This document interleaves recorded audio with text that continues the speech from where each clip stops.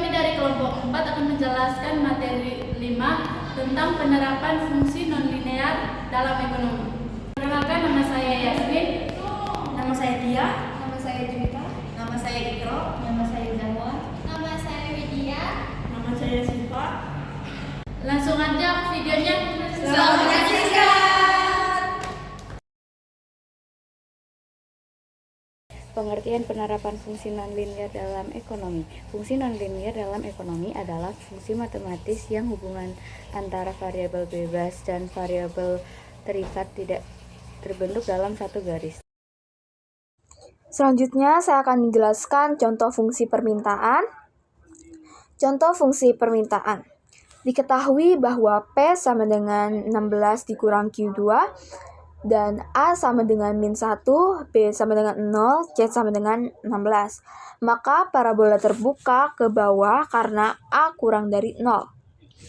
Lalu di sini terdapat rumus dari fungsi permintaan, yaitu min B per 2A di 2A, B pangkat 2 dikurang 4AC per min 4A. Maka sama dengan selanjutnya, yaitu kita masukkan nilai yang sudah kita ketahui ke dalam rumus.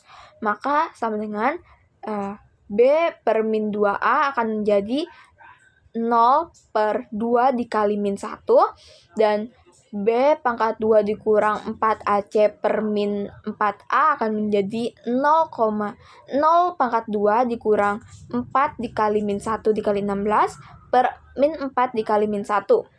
Sama dengan hasil dari 0 per 2 min dikali min 1, yaitu min 0 per 2. Dan 0 pangkat 2 dikurang 4, min 4, dikali min 1 dikali 16 per min 4 dikali min 1, maka akan menghasilkan 0 ditambah 64 dibagi 4.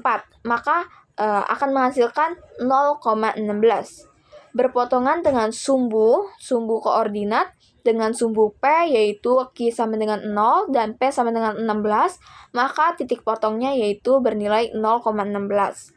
Dan sumbu Q, P sama dengan 0, 0 sama dengan 16 dikurang Q2, 0 sama dengan buka kurung 4 ditambah Q, tutup kurung, lalu buka kurung 4 dikurang Q, sama dengan Q1 sama dengan min 4 TM, Q2 sama dengan 4. Maka titik potongnya yaitu 4,0. Sekian. Selanjutnya, saya akan menjelaskan tentang kurva permintaan. Kurva ini menurun dari kiri atas ke kanan bawah. Ini mencerminkan hukum permintaan, di mana semakin tinggi harga, maka semakin sedikit jumlah barang yang diminta.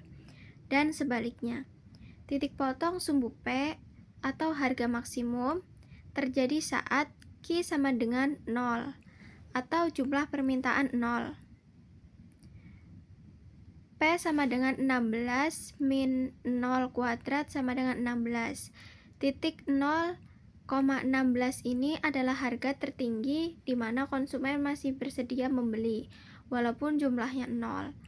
Titik potong sumbu Q jumlah maksimum terjadi saat P sama dengan 0 atau harganya 0.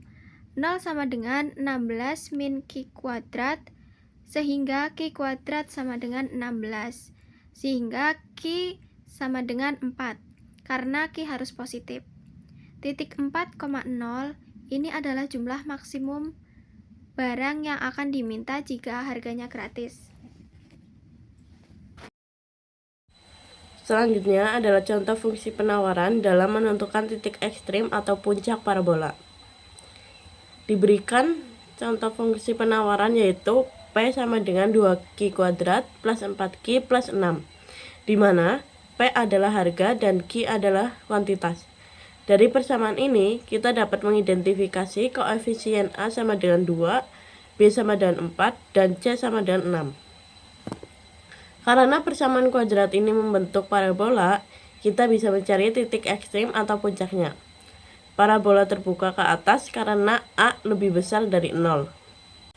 Maka Q P, P sama dengan B per 2A, B kuadrat min 4AC per min 4A sama dengan min 4 per 2 kali 2, 4 kuadrat min 4 kali 2 kali 6 per min 4 kali 2 sama dengan min 4 per 4, 16 dikurangi 48 per min 8.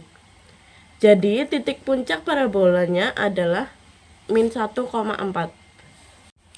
Lalu kita akan mencari perpotongan dengan sumbu koordinat. Perpotongan dengan sumbu pi adalah ketika Q sama dengan 0, maka pi sama dengan 2 kali 0 kuadrat plus 4 kali 0 plus 6 yang hasilnya adalah 6. Maka titik potong dengan sumbu pi adalah 0,6.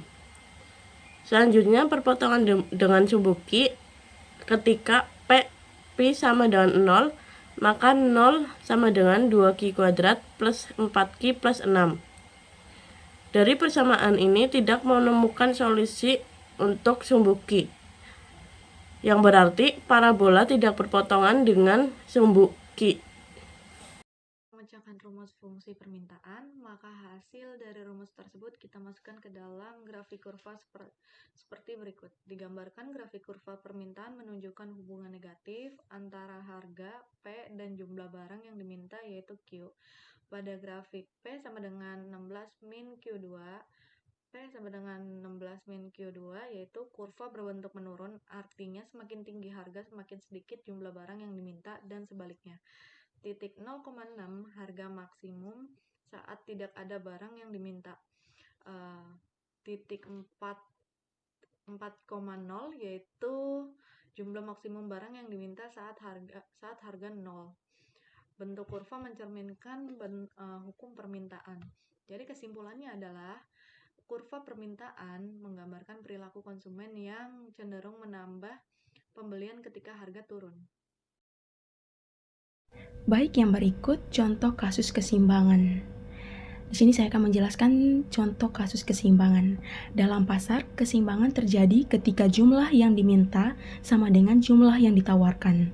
Pada kasus ini digunakan dua fungsi, yaitu fungsi permintaan di mana PD sama dengan 24 dikurang 3Q pangkat 2 dan fungsi penawaran di mana PS sama dengan Q pangkat 2 ditambah 2Q tambah 4. Sekarang kita menentukan titik keseimbangan. Kondisi keseimbangan berlaku saat PD sama dengan PS. Maka 24 dikurang 3Q pangkat 2 sama dengan Q pangkat 2 ditambah 2Q tambah 4. Lalu dipindahkan ke satu ruas menjadi 0 sama dengan 4Q pangkat 2 ditambah 2Q dikurang 20. Disederhanakan menjadi 0 sama dengan 2Q pangkat 2 ditambah Q kurang 10. Lalu difaktorkan menjadi 0 sama dengan dalam kurung 2Q ditambah 5 tutup kurung, buka kurung lagi Q dikurang 2 tutup kurung. Sehingga diperoleh dua nilai. Yang pertama Q1 sama dengan min 5 per 2 itu tidak digunakan karena jumlah barang tidak bisa negatif. Dan yang kedua, QE sama dengan 2, inilah jumlah keseimbangan.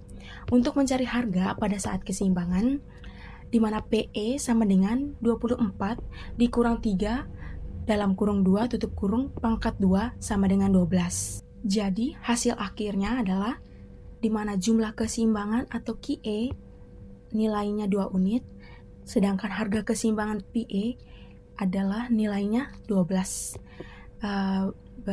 Kesimpulannya, pada saat jumlah barang 2 unit, permintaan dan penawaran bertemu sehingga terbentuk harga keseimbangan sebesar 12, di mana titik 2,12 pada grafik menunjukkan perpotongan kurva permintaan dan penawaran sebagai titik keseimbangan pasar. Sekian video presentasi dari kami. Jika